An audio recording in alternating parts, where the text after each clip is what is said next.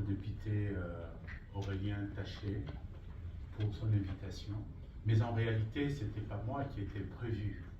Il était prévu que mon ministre délégué à la francophonie puisse prendre parole ici, étant donné qu'il y a eu un empêchement en dernière minute. Et donc, j'ai joué le mulet.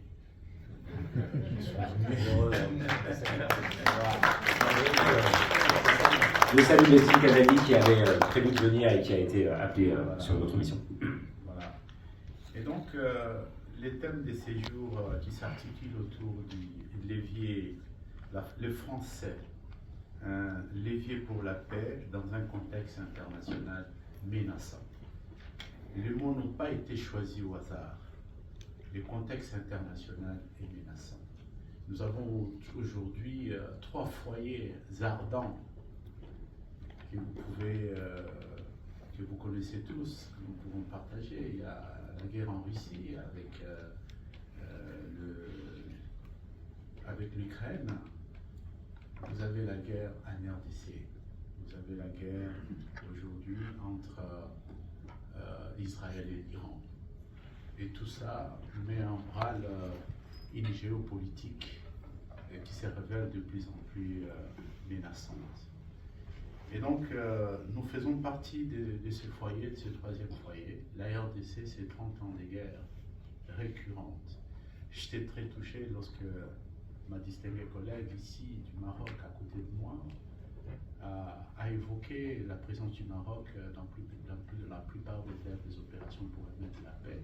Il faut dire qu'en 1978, madame, je me souviens, la France avec la Légion d'honneur et les hommes de l'armée marocaine sont venus en RDC parce qu'à l'époque aussi, notre intégrité, notre souveraineté était violée, comme à l'ère où je vous parle aujourd'hui. Et nous en parlerons davantage.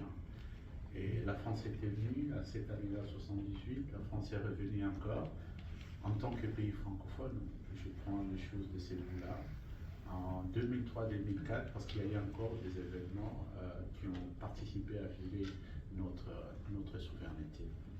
Ainsi pour dire que le contexte international reste pour nous menaçant, violent, depuis une trentaine d'années. Et aujourd'hui, nous sommes en droit de parler d'un génocide congolais. Ce génocide aujourd'hui, par le nombre de morts, est suffisamment renseigné par des rapports mapping au niveau de l'ONU, des Nations Unies. Et donc, le monde découvre de plus en plus, justement, le drame congolais, avec plus de 30 morts, plus de 10 millions de morts, sans compter 7 millions de déplacés aujourd'hui. Donc moi, je vous parle, si vous regardez l'actualité internationale, il ne manque pas chaque jour une page sombre sur le vécu quotidien des populations congolaises.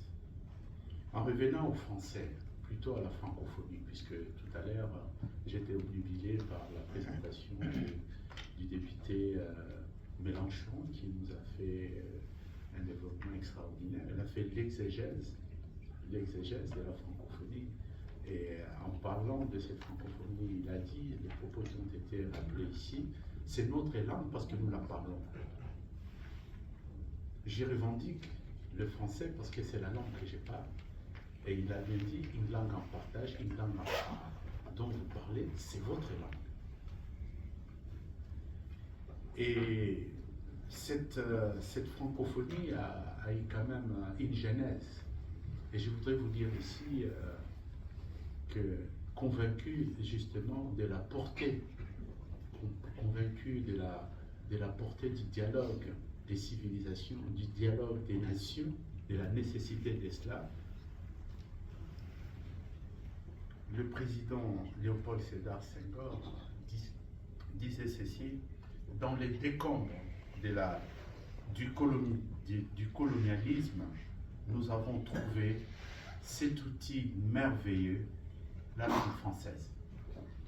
Voilà pourquoi nous disons que le meilleur héritage que nous avons connu, c'était cette langue française dont on parle ici, évoque ici, dans des mots qui n'ont pas été choisis également au hasard par Léopold Sédar Senghor. Donc cette formule de Senghor reflète la philosophie général des pères de l'indépendance, fondateur de la francophonie internationale. On peut les citer ici. Vous avez Léopold Sédar Senghor, ses homologues, en l'occurrence tunisiens, Habib Bourguiba, nigérien Amani Diori, ainsi que le prince Norodom Sihanouk du Cambodge, et qui consiste à mettre à profit cette philosophie, les Français au service de la solidarité, du développement et du rapprochement de peuples par ce que nous venons de dire tout à l'heure, les dialogues des civilisations. Ces pères fondateurs ont perçu le potentiel de la langue française comme un outil de rapprochement et de développement partagé.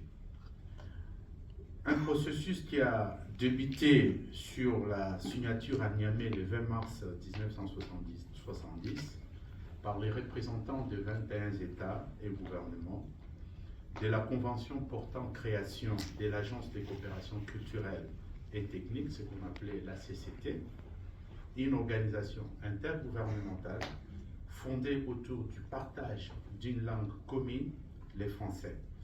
Cette institution était chargée donc de promouvoir et de diffuser les cultures de ses membres et d'intensifier la coopération culturelle et technique entre eux. Le projet francophone a sans cesse évolué depuis la création de l'ACCT, devenue en 1998 l'Agence intergouvernementale de la francophonie, et enfin en 2005, que nous connaissons par le nom de l'OIF. Dans un contexte donc international marqué par